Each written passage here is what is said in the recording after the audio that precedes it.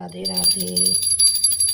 आज आज है योगिनी एकादशी का व्रत। बहुत लोगों ने कल भी व्रत ये रखा होगा, लेकिन ये व्रत आज मैंने रखा है और पूजा की सारी तैयारी हो गई है। बस अब मैं कथा शुरू करने जा रही हूँ। बोलिए जय जगन्नाथ बाबा की जय हो। हरि शरणम हरि शरणम हरि शरणम हरि शरणम। ओम कृष्णाय वासुदेवाय हरे परमात्मने प्रणता क्लेशनाशाय गोविंदाय नमो नमः। ओम कृष्णाय वासुदेवाय हरे परमात्मने प्रणता क्लेशनाशाय गोविंदाय नमो नमः। श्री नारायण श्री नारायण श्री नारायण। हरि शरणम हरि शरणम। युधिष्ठिर बोले, ज्येष्ठ शुक्ल पक्ष की निर्जला एकादशी का महात्म मैंने सुन लिया। आषाढ़ कृष्ण पक्ष की एकादशी का क्या नाम है? हे मधुसूदन, कृपा करके मुझसे कहिए। श्री कृष्ण जी बोले, हे राजन, व्रतों में उत्तम व्रत मैं तुमसे कहता हूँ। आषाढ़ कृष्ण पक्ष में योगिनी एकादशी का व्रत सब पापों को दूर करके भक्ति और मुक्ति को देने वाला है।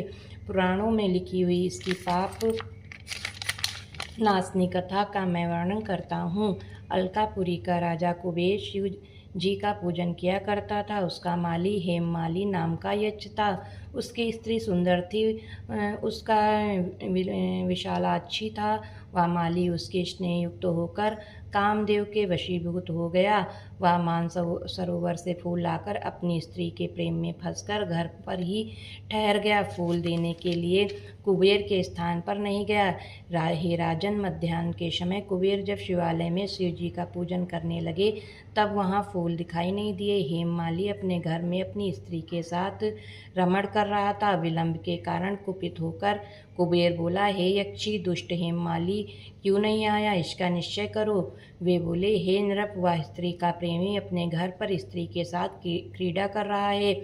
यह सुनकर कुबेर क्रोध से भर गया। शीघ्रता से हेममाली को बुलाया। देर हो जाने के कारण वह माली भी भय से व्याकुल होकर वहां आया। कुबेर को नमस्कार करके सामने खड़ा हो गया। उसको देखकर कुबेर के क्रोध से ओठ फड़फड़ाने लगे और कुपित होकर कुबेर ने कहा, अरे पापी दुष्ट दुराचारी, तूने देवता का अपराध किया है, इसलिए तेरे शरीर में श्वेत कुष्ठ हो जाए, स्त्री से सदा वियोग रहे और इस स्थान से गिरकर नीचे गति को प्राप्त हो जा। कुबेर के इस प्रकार कहने पर वह उस स्थान से गिर गया और श्वेत कुष्ठ से पीड़ित होकर बहुत दुखी हुआ। ऐसे भयंकर वन में गया जहाँ अन्न जल नहीं मिलता था, परंतु शिव जी की पूजा के प्रभाव से उसकी स्मरण शक्ति नष्ट नहीं हुई। पाप युक्त होने पर भी पहले कर्म का स्मरण बना रहा। वह भ्रमण करता हुआ हिमालय पर्वत पर चला गया। वहां पर तपस्वी मार्कंडेय मुनीश्वर का दर्शन किया। हे राजन, उनकी आयु ब्रह्मा जी के 7 दिन के बराबर है। उनका आश्रम ब्रह्मा जी की सभा के समान है। उसने पाप किया था, इससे दूर से ही उनके चरणों में प्रणाम किया। परोपकारी मार्कंडेय मुनीश्वर ने उसको कुष्ठी देखकर उसे बुलाया और कहा कि तुम्हारे कुष्ठ कैसे हो गया? मार्कंडेय जी के पूछने पर हेममाली बोला, मैं कुबेर का सेवक हूँ। हेममाली मेरा नाम है। हेमु ने नित्य मानसरोवर फूल लाकर शिव जी के पूजन के समय कुबेर को देता था। एक दिन मुझको देर हो गई, क्योंकि कामदेव के वशीभूत होकर मैं स्त्री के साथ विषय भोग में लग गया। हेमु ने तब कुबेर ने कुपित होकर मुझे शाप दे दिया। मेरे शरीर में कुष्ठ हो गया और स्त्री से वियोग हो गया। इसलिए हे मुनि श्रेष्ठ, मुझ पापी को उपदेश दीजिए। मार्कंडेय जी बोले, तूने सत्य कहा और झूठ नहीं बोला, इसलिए शुभ फल देने वाले व्रत का उपदेश करूँगा। तू आषाढ़ पक्ष की योगिनी नाम की एकादशी का व्रत कर। इस व्रत के प्रभाव से निश्चय कुष्ठ दूर हो जाएगा। मुनि के इस वाक्य को सुनकर उसने पृथ्वी पर लेटकर प्रणाम किया और उसने यह उत्तम व्रत किया। उसके प्रभाव से वह देव स्वरूप हो गया। स्त्री से उसका मिलाप हो गया और अच्छा सुख मिला। हे नृप, बड़े पापों को दूर करने वाली और बड़े पुण्यों को फल देने वाली आषाढ़ कृष्ण एकादशी का व्रत मैंने तुमसे कहा। बोलो जगन्नाथ बाबा की जय हो। हरि शरणम हरि शरणम हरि शरणम हरि शरणम।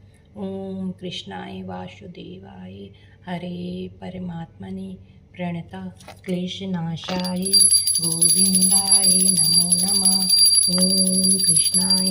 वासुदेवाय हरे परमात्मने प्रणतं क्लेशनाशाय गोविंदाय नमो नमः। हरिशरणं हरिशरणं हरिशरणं हरिशरणं हरिशरणं।